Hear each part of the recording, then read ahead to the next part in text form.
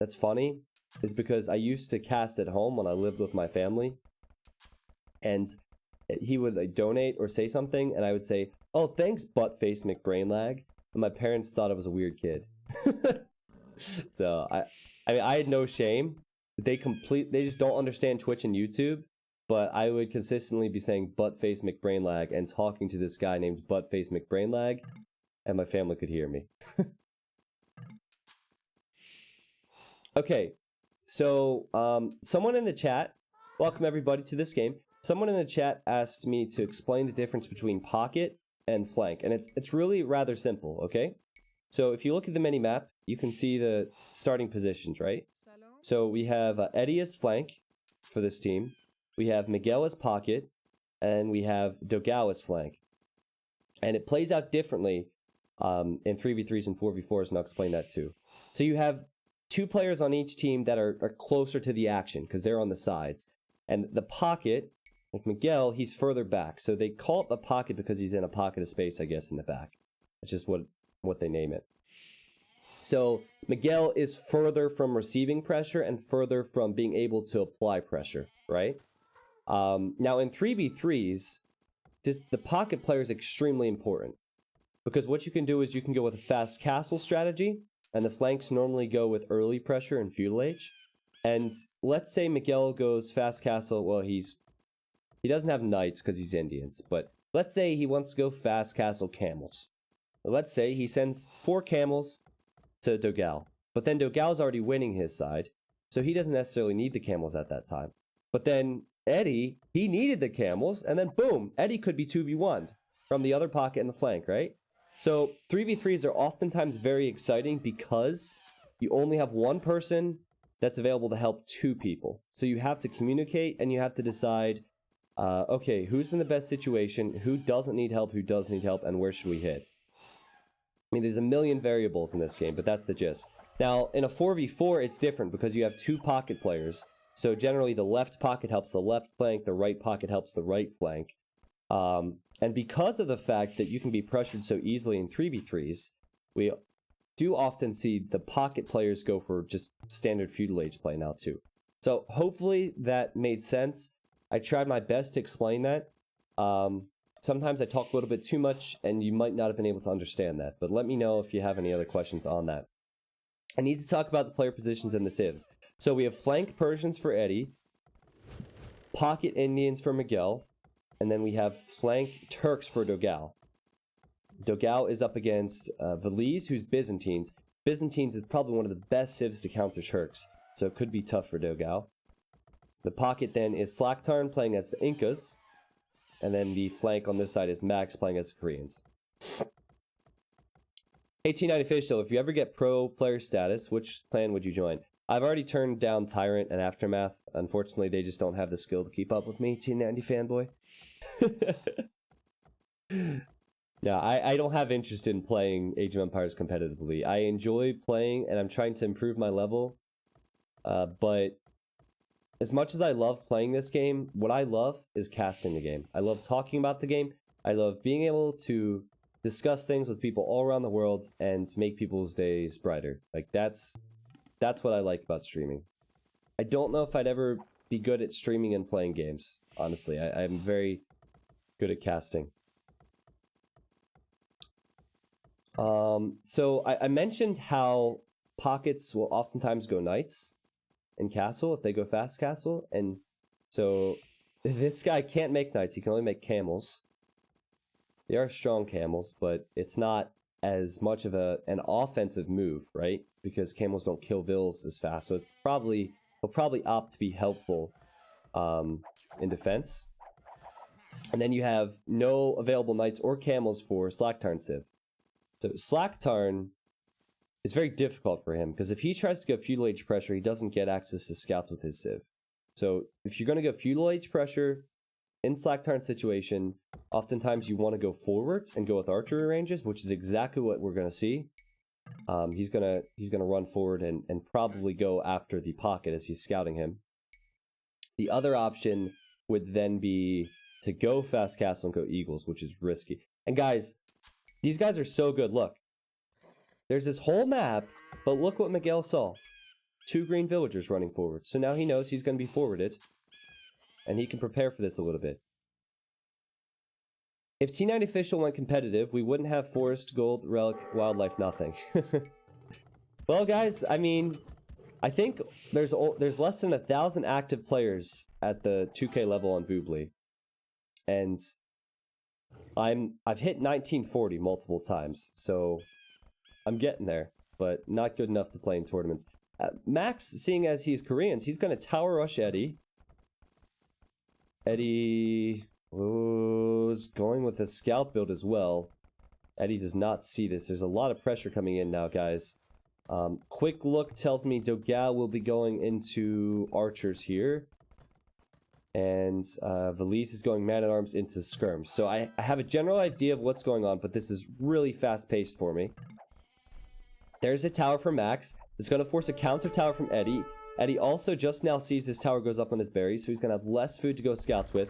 And Koreans, while they build towers fast, there's only 2 villagers starting that for Max, so he's going to leave. Miguel is here with his scout to help out versus Max's villas for what it's worth. Now, the forward from Slacktarn is very slow here, and he also has a couple weak vills. So it could be a disaster for him. It's tough to know how many active 2K players there are, because a lot of 2K players make Smurf accounts. Oh, look at this! Look at the teamwork from Eddie! With the scouts from Miguel and Eddie, they've been able to stop these villagers, and Max has lost 3 out of his 4 forward villagers. Not very good for him. Now, Miguel, he was trying to go fast castle. You see Valise is here to help out a little bit, but this is just a very late forward. No archers yet for Slacktarn. And then on this side, the man-at-arms have been pushed away by the archers from Dogao. So, again, this is shaping up where Max needs to continue to do damage. There's a lot of signals. Slacktarn needs to push. See, Dogao just spotted this and is letting Miguel know. So the team on the right side of the map, they need to protect themselves, hold, and if they're able to do so, they're going to have an advantage here. And I got to give credit to Eddie. He stopped a Korean tower rush twice now. This is not easy to do. He did not take many losses here. He's 3 kills, 1 death, and he's stopping the towers from massing. So archers from Dogao seem to be heading over to help with the man-at-arms that Valise decided to send this way, and also to help with the forward that Slacktarn will be sending this way.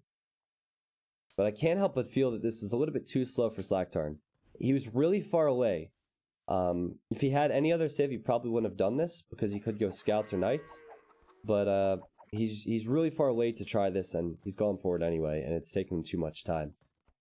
Will we see intermediate low-level 1v1s tonight? I always enjoy those. We'll see, man. We'll see. You know, sometimes I get in the mood for different things. It depends on what the expert scene is like. Currently, I've kind of run out of expert games to upload to YouTube. So, we shall see. But, I mean, this game, it doesn't seem very close. Like, Finland, they're missing their 3rd wheel. Slacktarn, he's a good player, but he's not Finland's level. And all these other players for the Brazil and Eddie team, they're just much stronger overall. Like, this forward has yet to do anything. Miguel knew about it, so he protected with a tower. He can soon make those camels. The only person I'd say that it's probably doing alright for his team and not losing an engagement would be Valise. Valise is sending help right now. But Max, just look at this. He's trying to repair his tower so he can re-garrison in it, using villagers to attack the scouts. Actually might be able to do that. These are weak. I'm gonna build another tower, but it's just not looking very pretty. I'll tell you that much. It looks like Dogao's gonna send pressure to Slacktarn. And the reason this is gonna be tough for Slacktarn is because his production buildings are forward. So if you ever go forward, like here, he's gonna lose everything. Oh, if you ever go forward, you don't have production facilities at home to defend. So you have to make sure all the pressure is having success and it's being held at the forward bases. Otherwise, you're done. And like, honestly, this is just a complete mess for the Finland Slacktarn team. This tower will go down. This villager will die. It looks like Dogal might be coming back now instead. Max finally having some success with the towers, because Korean towers are really tough to stop. But Eddie, he's done a pretty good job to hold so far. See that? I am feeling better. I am feeling better, man. The amount of coffee I've had has helped. Wollerson, thank you for the 3 months, man. Welcome back. Overflow, thank you for the sub as well. Now I wonder, what was the best favorite moment in your streaming career? This is a cheeky tower from Max. I don't know how he got back here. How did he sneak back here? That's funny. I'll touch on that after the cast, if that's cool, because I have a couple moments I'd like to talk about. Valise looking to snipe Vils. Did get one. Took out.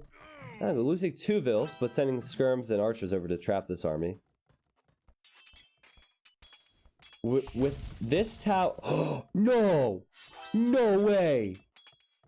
The tower's been denied!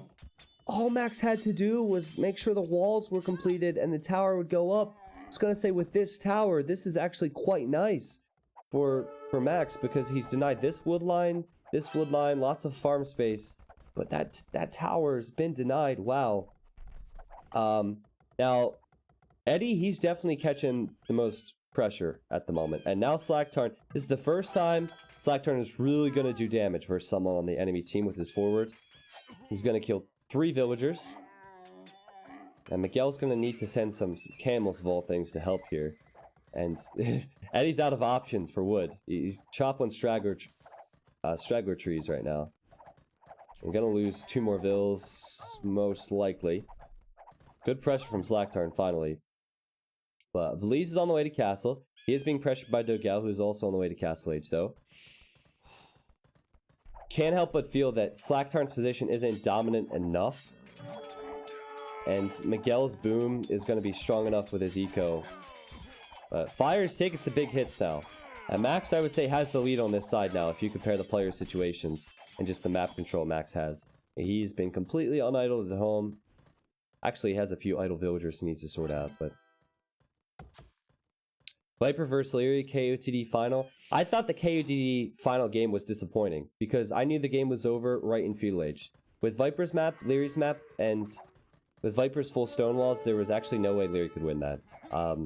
So the final itself, the final game itself was disappointing. The final was amazing, though. But if we're talking exact games, I thought the last game was the most disappointing one of the entire set. So, Max... Well, I said his towers were in good positions, but he still has trapped villagers forward, and these Indian camels, they're trying to take him down. Indian camels aren't going to last, though. Valise getting crossbow and bodkin arrow, so Dogal... Again, hasn't been able to pressure Valise. Valise is the one guy who might be able to change things for his team.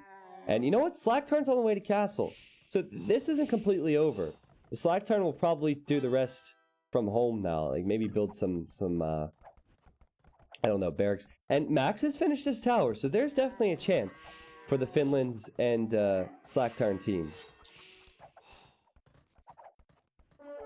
Now I'm interested in Max, because we know Belize has it locked down. Slacktarn will be in castle. Max, he's been forward for most of this game. What's his position like with resources at home? His resources aren't looking too bad. He's inching closer to Castle Age. And Slacktarn, okay. Has his archers. These will soon be pikemen in front. This is actually doable. I'm still looking at Miguel's vill count, and he has cheap Indian villagers, and he has on 4 TCs, so I imagine he's going to have a very strong boom. But if they continue to damage the flanks, Finlands and Slacktarn might be able to do something here. Eddie, out of everyone, is struggling the most. What's up, Sub-Autumn? Smarthy, all the mods showing up now. The blue pill. Oh no! Eddie! Oh, this is so bad! This is so bad! He's trying to tower his wood. He doesn't have any wood to take. He can't get the tower up. He's down to 37 villagers. Look at how many he has on gold. He's not even making any gold units. He can't make farms around here because Max has built so many towers. Finland, and Slacktarn taking the score lead now. This is crazy. I'm so surprised they're still in this game. I feel bad for being a noob caster and saying there was no chance, but there was a very small chance, and it was if they pressure the flanks. Eddie has been pressured big time. Yeah, IP Taco, I'm feeling very good, man. Welcome. Oh, this is pretty cool. I do agree that the boom for Miguel is going to be hard to deal with, but you have to keep in mind that Byzantines here can have fast Imperials, early Halberdiers, and that can deal with the Imperial Camels from Miguel. And if Miguel's flanks die, it will end up being a 3v1. Oh, Miguel! Not expecting these units to be here. I think he sees Max building another tower. I'm just amazed at how stubborn Max has been with these towers. Look at this. 1, 2, 3, 4, 5, 6, 7, 8 towers. And they're surrounding Eddie. Even ranging the gold and ranging the farm space from Miguel. But this is where it gets tough. Dogal's come all the way over here to clean this up. He also has a Maganel close by. But that Maganel's been killed by Valise. Valise is also here. Everyone coming to join the party now. Eddie, believe it or not, is on the way to Castle Age, as is Max. What a game. What a game. Yeah, Finland is the only team that can come back from these situations. Like, they come back from weird situations all the time. And it's just because of the stubbornness of Valise and Max. Slacktarn, to his credit, has done a great deal of damage with the forward with the pikemen and crossbows. And, oh, this is going to be special. What counters camels? Monks. What counters crossbows? Siege. Max is going to go for Maganels and monks. He knows he's safe at home. He knows Eddie is going to have a tough time because these are now guard towers. So he's just going to completely forget about Eddie, I guess. And Valise going to camp this. They can actually see what Max is going for here. It's hard for me to judge this fight. These camels have such high pierce armor. But yeah, the pikemen coming in, I think that the Finland will be able to hold slightly. It's all down to if Max can get enough units massed. You know, the siege and monk push only works if there's not a lot of units surrounding your production buildings. Credit to Gal for coming over here too. Gal's economy is also very strong. He's at 57 bills, but Belize is at 76. Belize actually has more than Miguel at the moment. We Finnish people call it sisu. I don't know what that is. Is that the Finnish word for stubborn? Is that what you mean? Oh, they are being stubborn. Oh, the Maganel there from Max. So he's gonna try and stay close to Dogal so Dogal can't hit him, and then yeah, just release because he's gonna lose it. Oh, look at this. The monks are trapped in here. What? What? Are you kidding me? I mean, it's still worth it. He got 2 conversions, but I didn't see that hole there. I thought that they would have to run the whole way around. Dogal gonna come in with the crossbows and kill the monks, though. Always a hole, right? Always a hole. And guys, Valise is on the way to Imp. So what did I say? If the forward is unsuccessful, you often get hit back at home and you have nothing to defend with. Slacktarn has been untouched back at home. He's been pressuring Miguel this entire game. Valise, seeing as he has that fast Imperial with the Byzantines, he's going to get Arbalest. He's going to get potentially Halberdier, Elite Skirmisher, Siege Ram. He has so many options here. And Miguel, he can't afford to click up because he actually has to fight this. This is quite a game. You know, Finland always gives us a treat. And now the monks and the siege are going to start coming in to join the fight. And poor Eddie, he's still surrounded by these towers. And Max as well, protected at home. He even built defensive towers just in case he was pressured. So this is for sure advantage Finland's now. The one person that can change it is Miguel, if he can get the camel numbers up. But it's going to be more difficult seeing as Valise is on the way to Imp. Okay, 2 conversions going to come in with these monks. These crossbows. There's a lot of crossbows. They're not upgraded yet. Valise doesn't want to lose these. And here comes pikemen and crossbows from Slacktarn. So I think this is a much better engagement for Finland with these numbers. Now, the weakness of the pikemen are, of course, the crossbows from Dogal. So, yep, he's going to need to retreat with what he can. But they're just having a ball now. It's all around Miguel's eco, too. Or not Miguel, Eddie's eco. Max is still here. He's preparing the towers, trying to win a tower war so he can build another one. And he should do that too. Incredible stuff.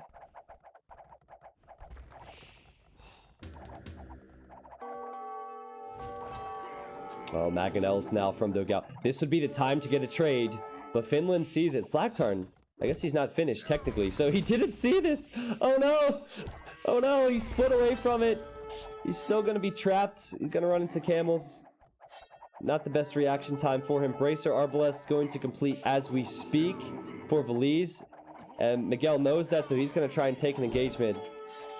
Valise runs into his choke point with the tower, with the Mangonel again.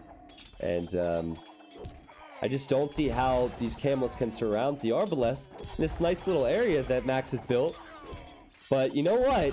The Mangonels then can get good trades, and that was a big shot. That was actually a huge shot. Dogao with another Mangonel. They need a big shot here. They need to kill it. Well, unfortunately, if you look at what Miguel lost there and what Valise lost, it was a more expensive loss for Miguel. Dogao's on the way to Imp, Slactarn on the way to Imp, so we will have more players arriving in the Imperial Age. But life is still very difficult for Eddie. Another tower did go up for Max, denying Eddie's wood entirely, and his gold, and farm space. And the towers are not going to stop. And we're probably going to see more of a push coming from Valise. And here it is with the Arbalest. Man. Finally. You know, we've cast for a couple hours today and the games have been lackluster. But for a live game, this is awesome. This is why I call them Winlands. This is why I'm a fanboy of them. Where can Eddie go? He has no options. He has to leave this. He can't kill the towers. He can't stay here. He has to run into Miguel's base to stay alive for wood and a new TC. He is effectively useless now because of the pressure from Max, Slactarn, and Valise. And Miguel, he can't afford to click up to Imp because if he does so, then he won't have any camels in defense. So, nice Mangonel shot, but he's still going to struggle. And Mr. Sinsin, welcome, man. It's been a while since I've seen you here. Thank you for the 11 months, not the 11 days. I mean, maybe Dogao as Turks can really do a lot here, but I feel like he can't afford to push, and instead he needs to come back defensively. Is he preparing Hussars for us? Or is he going Cavalier? He's going to go Cavalier instead, okay? Also, he got his castle up first, but Valise, I imagine, has rams here. We'll try and ram this down and then get this castle up. So that's a small win for Dogao. Also, Miguel, with all these camels, has been cleaning up the Arbalest. Interesting stuff. Now, I'm waiting for the Halberdiers from Slactarn. I think that he can go with Kemiok's Halberdiers. Would be an amazing move versus everything he's seeing here. Getting plate mail armor, so he's probably prepping for that. Maybe Miguel has bought himself enough time with this to click Imp, because there's nothing pressuring him at his current time, and he's building a defensive castle. And just look at these units do work. Yeah, Siege Ram on the way for Valise, so we will see an engagement between Dogao and Valise soon. I want to see Miguel's resources. Yeah, he is going to use this time to click Imp. He's just done so. And luckily, this castle protects his golds. So Max getting masonry just so his towers stand. He's been battering down some of the buildings from Eddie. It's just a disaster zone here. He has a forward TC of all things. He's gonna build a guard tower next to a TC. Because why not? That's what Koreans are good at. Here come the siege rams for Valise. He wants to keep this castle alive so he can send villagers forward and finish this. And I think he can do that. But here's Cavalier now for Dogao. And Valise has not gone into help yet because he didn't see this choice was coming. Still, it's a lot of arbs though, and the castle will go up. Oh man. So I guess they have to wait till Miguel hits Imp. They have to wait and almost give Valise map control for now. Wait till Dogao can get his upgrades on his units. They're Cavalier now. He's going to go in and try and take an engagement. But here come the pikemen. So Valise... It's tough. I mean, if you wait, if you're Dogao, you're just going to be countered hard here. By Arbalest, which counters from range, and then Halberdiers, which counter Cavalier. But at the same time, you kind of have to wait and can't take an engagement, so you got to give him control. And then Miguel has to wait till Imp. So maybe Miguel will choose to bypass what's in the middle from Slaktarn and go over to help out versus Feliz. But Elite Camelyux will shred camels, and he cannot avoid this either. Super cool. Super cool. I actually think Miguel will have to go into something like maybe hand cannons, I guess. And that he'll have to wait for. He can't fight this now. And also, I'd like to point out that Eddie, his economy's over here now. This is where he lives. That's his new place, his new flat. He doesn't invite any guests, though. There's just not enough room for anybody else. And see, the Cavalier will approach, but then now Halberdier for Feliz, full defense upgrades. He lost a Treb, but that's not gonna bother him too much. Another castle for Slaktarn. This is his 4th forward castle, and the GGs are being called. They know they cannot deal with the Elite Camelyux. They're so out-countered. What a freaking game there. That was awesome. I don't know if you guys saw the entirety of that, but that was an amazing game. I thought it was over. I thought it was over. Windland did it again. You know, Slaktarn's forward just seemed very unconvincing. The tower rush seemed unconvincing from Max. How many vills did he lose? He lost 3 to start. Then I think he lost more then. But, you know, they knew, okay, if we get good map control as Koreans versus Persians, we stop them from booming up with their strong eco and getting to Paladin. They did that. They knew that if they kept the Indians from getting to Imp and getting to Heavy and Imperial Camel, they would have stronger options versus that, and they did that. And then, honestly, there wasn't a lot of fighting going on between Dogal and Feliz at all. But when that fight did come, Feliz had more options over Dogal's civilization. Dogal actually received less pressure out of anybody here, and he did help out a lot. He was even sending Mangonels this way.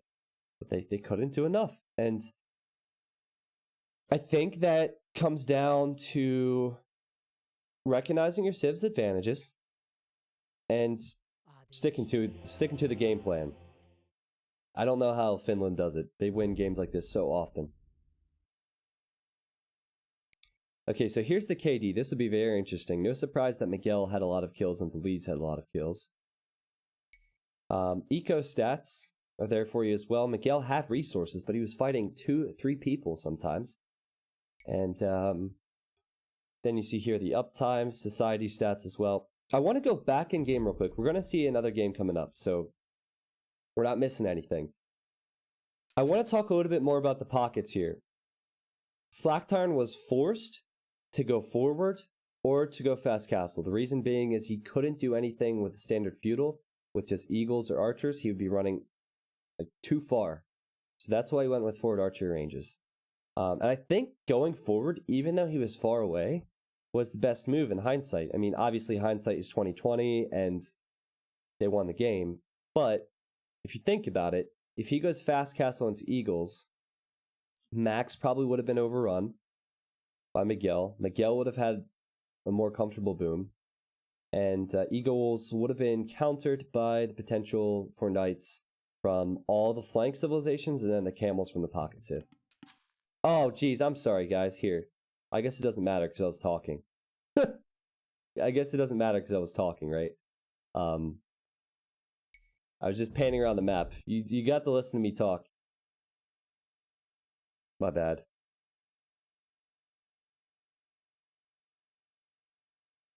Yeah, the overlay's nice, isn't it? I'm a big fan. I'm a big fan. Okay, so word on the street is that Viper and Jordan are waiting for some of the other Tyrant players to get on. So we're going to continue to cast these guys. And it is now 1-1.